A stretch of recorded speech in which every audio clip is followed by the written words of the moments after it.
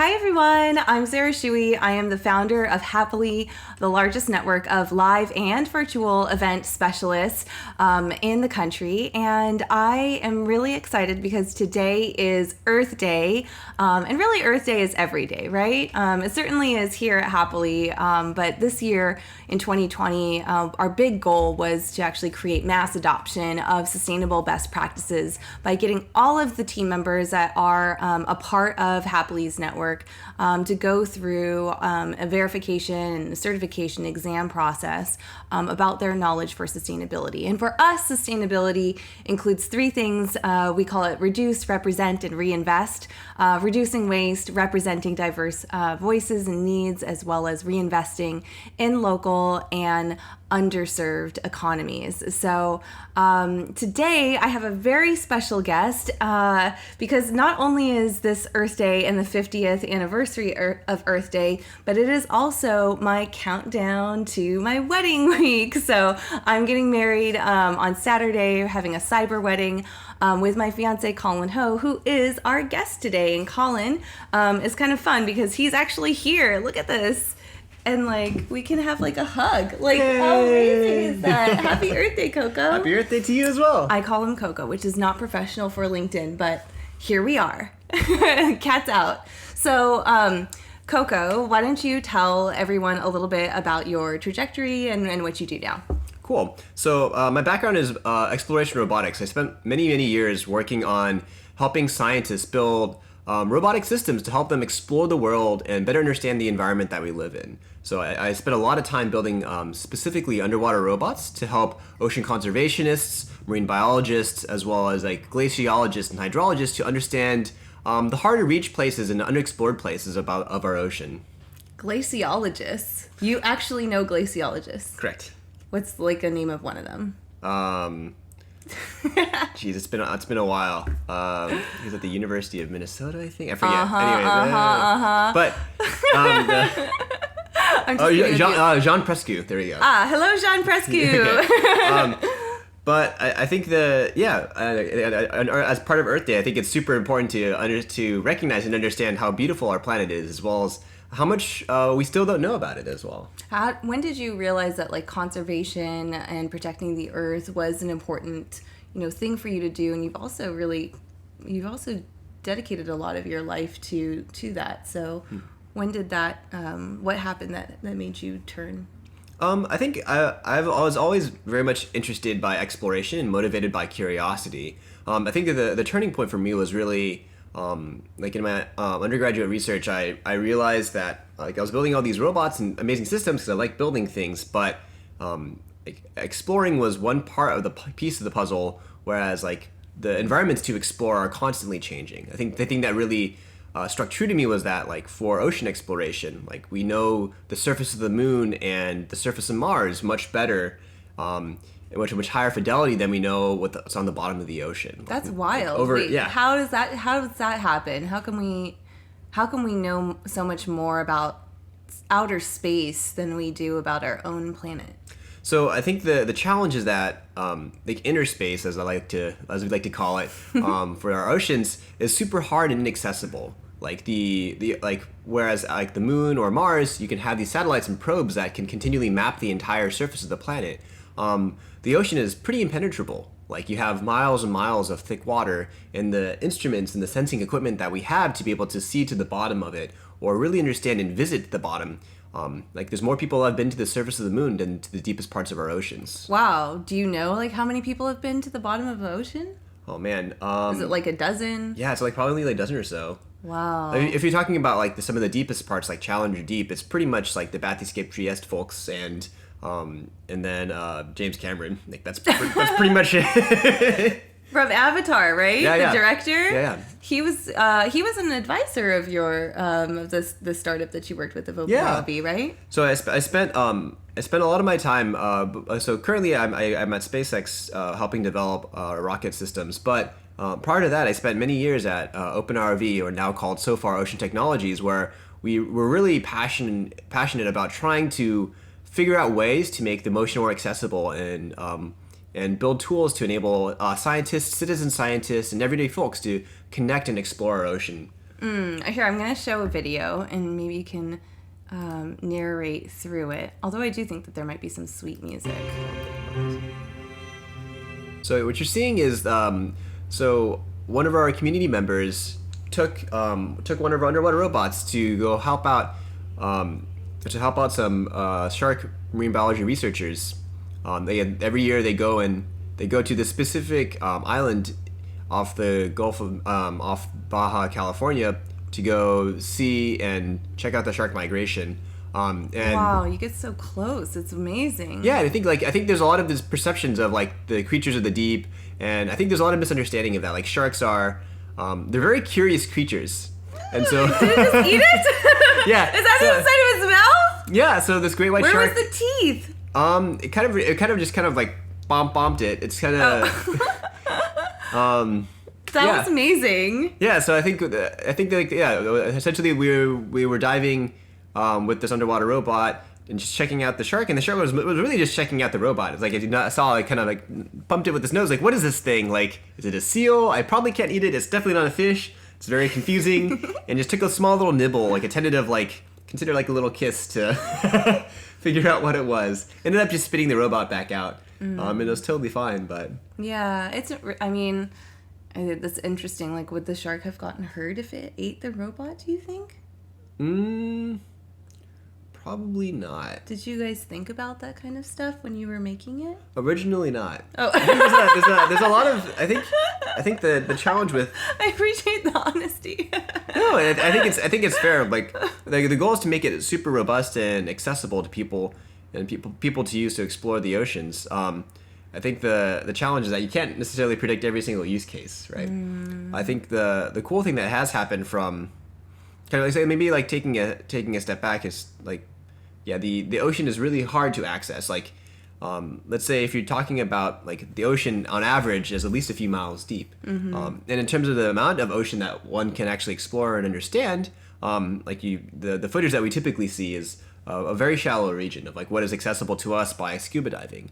That's only like recreational scuba divers can only really go 60 feet, maybe 100 feet plus. If you get really, really fancy, you can go much deeper than that, but very few people are able to do so, and it's very dangerous as well. And then you're talking about using submersibles, underwater robots, or manned submersibles, and the number of those in the world is very few.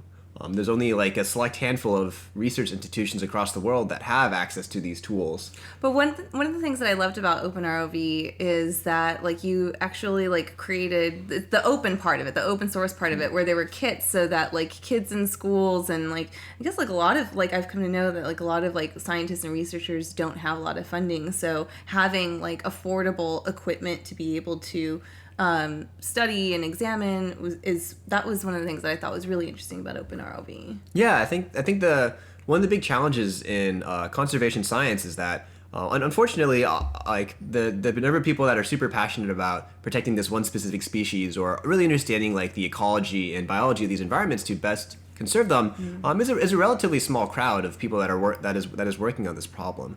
And a big challenge is like, again, what tools do we have like to conserve? You have to understand and monitor and be able to like measure and see what the environment is like. And as you think about like Earth Day, right? So there's the oceans, but the oceans really affects like so much more of the rest of the planet and is part of what keeps us really healthy, right? But like how else and what other projects, have you been involved with that think about the environment and climate change? I think the oceans is definitely a big like another thing is like it's like the blue heart of the planet. Like it is kind of the source, like the oceans and like to say the ecosystems that support within it. It's not just the fish, but all the plankton. Like most of the oxygen in the atmosphere is from all the algae in the oceans, right? But other projects that I've kind of been involved in that are also like kind of more directly related to climate change is I had the privilege of working on a project and leading a project where we were trying to help scientists better understand like how long do we have before the western Antarctic ice sheet collapses. I think it's not a question of like. Oh yeah, you're in Antarctica. Yeah, that's awesome. So I think the challenge is that I was really passionate about like exploration, But what became very real very quickly was that everything, like what there is to explore, is changing so quickly on our planet. Like the unknown unknowns out there. There's so many new species that we may never see because they may have disappeared before we had a chance to ever discover or see them. And the same thing goes for all these environments as well. Like and like in Antarctica, there's only recently discovered there's actually hundreds, if not thousands, of these subglacial lakes hiding out underneath the ice sheet. It's not just pure ice. You actually have this network of all these lakes and streams underneath the continent of Antarctica, and it hasn't touched the atmosphere for millions of years, which makes for this kind of very unique environment where it's almost like kind of an alien environment where who knows what sort of creatures and biology could exist in these extreme environments. Kind of one of the most fascinating things about our planet is that everywhere we look, even the most extreme places, we find life and we find interesting new ecosystems and worlds that kind of defy any possible convention. Like these extremophiles keep on showing up in places that are extremely unexpected. So like Antarctica and conserving these environments is really just like holding on to the slice of this interesting biodiversity and these beautiful worlds that are just so unique. I have hard questions, and because I know you and you love me and I can ask them and we're still going to be cool, I'm going to ask them. So one thing I want to know is, like, do our individual actions, like when I recycle a water bottle, like how much impact does that actually make for helping the planet? I think it's hard. So one of the hard things about sustainability and conservation is that I think true sustainability is kind of a very challenging thing to do, right? Let's say you taking that water bottle or drinking that water bottle, and even if you recycle that water bottle, like the plastic and energy that was used to make that water bottle was consumed, and it's a significant amount, right? It is inherently unsustainable to use single-use plastic bottles, right? Again, that being said, if you change it for like a reusable bottle, that also has energy. It still has energy. It still has embedded energy, but you use it a lot more. So like, let's say if you use that reusable bottle thousands of times, that amount of energy is now split between all those different uses. But it's still like the energy and the resources that were used to make that first bottle is still significant. And I found that actually, like, for me, I kind of feel like my individual actions, they're so small because I'm just one person. But like, as I've started to, a long time ago, but like as I've started to change my like daily behaviors, then I find that I become more vocal, right? And I become more, more active and influential with the people around me. Sort of like really looking at policies and voting for people who can make really big decisions. Yes. That will actually, that can actually make big changes fast. Yeah, I think which is what we need, right? For sure. I think that the things on the individual level, like, it may seem trivial to just like recycle bottles or do these small actions, but I think the most important thing is like setting a culture and tone of like sustainability and conversation. Like, it needs to be part of the culture for it to be effective. Like, as you said, like, I think the things that have significant impact is like policy decisions and how we set up infrastructure to support more sustainable practices. But in order to get there, like, how do you lobby for such a thing if it's not part of the culture? So I think every person's individual action still is very important, because that is still like forward progress towards setting a tone and moving towards a society where we are more conscientious and taking active measures to be more considerate in how we use resources. Have you ever like met or had like hard conversations with people who like just don't believe in climate change? And if so, like, how did that go? And how do you take that? I think it's really challenging. I think a big challenge is still education. Like, I think there's a crazy disconnect for me. It's like, having spent time in Antarctica as well as very directly worked on seeing like direct evidence of like, wow, like Pine Island Glacier is like disappearing. I've seen it with my own eyes. I've talked to the scientists that are very directly measuring these things, and like kind of having this very visceral firsthand experience of like the effects of climate change on these environments. like I think you have to approach it with kind of a graciousness and understand that not everyone may have the perspective or context to understand how the world is changing. The best thing is to like find common ground, and then it's like kind of like just like state the facts of what is happening, right? I think in the scientific community, like the consensus is pretty much unanimous that like clearly something is happening that is very drastic and unprecedented before. So like when I meet someone, I try to start off with like, it's like, hey, well, like what about like we're seeing these effects, like, or like if you're looking at the ice sheet thicknesses or these glaciers receding, like this is pretty direct visual evidence of these changes that are occurring on our planet. And right now you're working at SpaceX, right?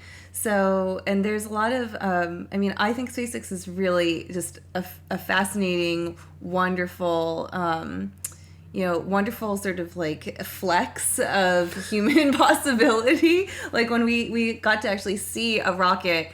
How far were we at Vandenberg? I think we're like 10 miles away or so. 10 miles away, and like, you feel the Earth move and you watch this like huge object, this rocket like go up into the sky, and it was beautiful and amazing. But like we've had friends who have really challenged you and like, why spend your time, trying to like leave Earth, right? Like what's the point of that? Well, I think it's not so much like, I think SpaceX's mission is fundamentally like to explore space and make this human species interplanetary. And I think that's a very long-term goal. I think the goal is to not see that as a escapist, as a form of like very technologically advanced escapism. Like I think like planet Earth is nice. Don't get me wrong, or get any of us wrong. Like this is the place that we are most suited to live in. Like trees, the oceans, land. Like we have all the resources that make us happy and can support us in our civilization and society. I think space is like eventually it's a long-term goal of where we'd like to be. Like the thing is like why not explore far and see where we can go? But I think like this pale blue dot is all that we have, and it's really important that we do our best to. I think it's like why not explore is a better question of like why explore at all. It's just like.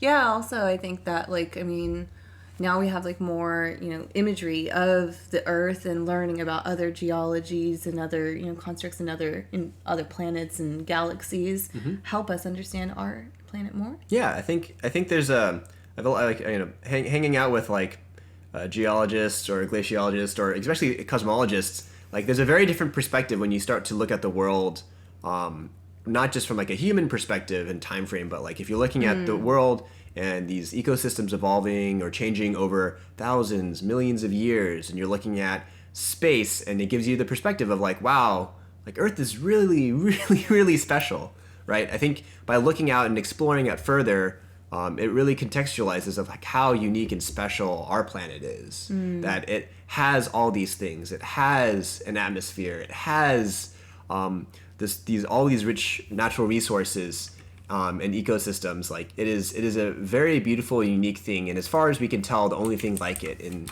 the universe that we have seen so far. So we really have to like treasure this thing, and if anything, like exploring and looking outwards makes us more appreciate what we have inwards towards our planet and ourselves. Yeah, and like I think it's our 50th year anniversary of Earth Day, right? So like I almost like think it could be really cool imagining what is it like in 50 years from now, in 2070, right? Like we're celebrating Earth Day, or like your generation, next generation is celebrating Earth Day like from Mars. Like there'll be like Happy Mars Day, Happy Moon Day, right?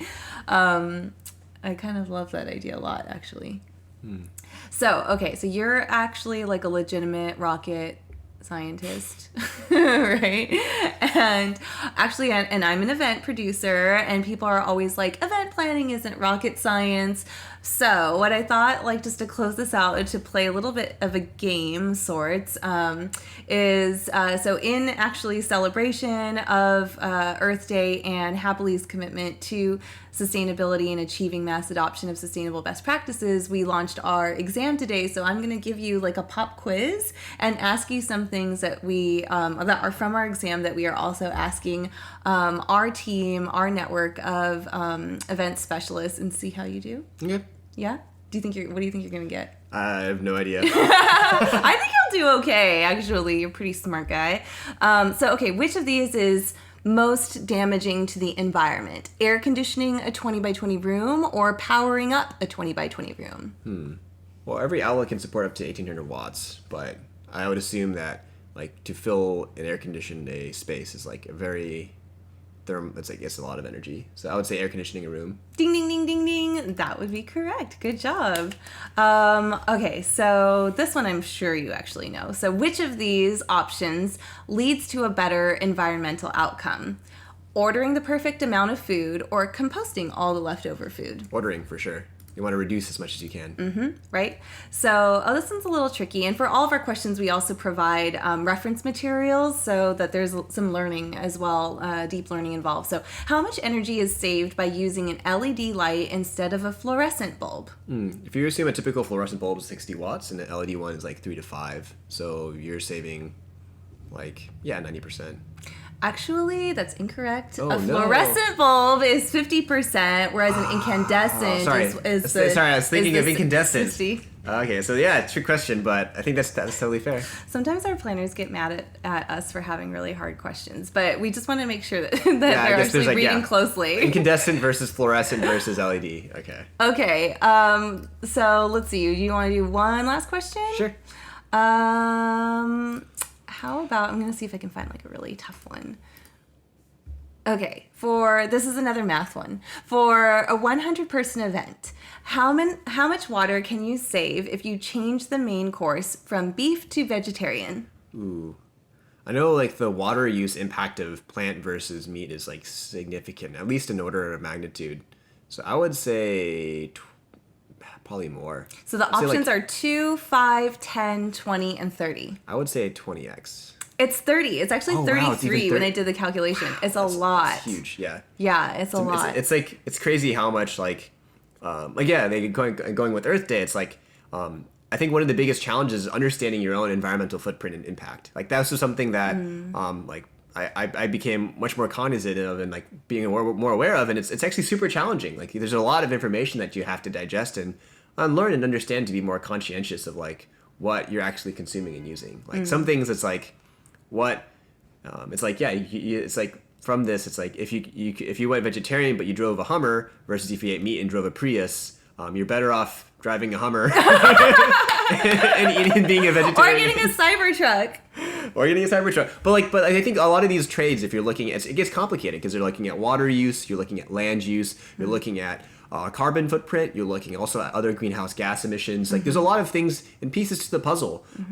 And so like what you'd call like what is more sustainable, it's there's a lot of different factors in the equation. Yeah, but taking any step and any measurement to be more thoughtful and some more considerate and careful of the earth. Again, Earth Day is every day.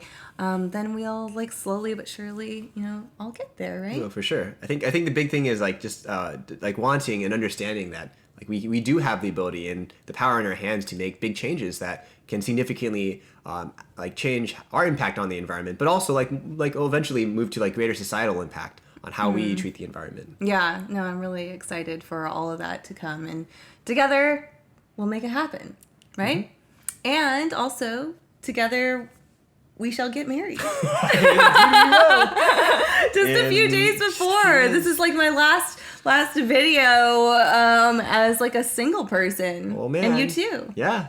So we're having a cyber wedding, and we're really excited. There's going to be tons of surprises. This virtual event has been bananas to like change. You can also see like our things are like starting to like our house is starting to slowly change. But we're really excited, and if you can come. It's going to be public and on our wedding website, which is cocoshew.com, COCOSHEW. Watch us crazy kids get married. And in any case, please be healthy, be safe, be happy, love yourselves, and love the planet too. Thanks. Bye. Take care.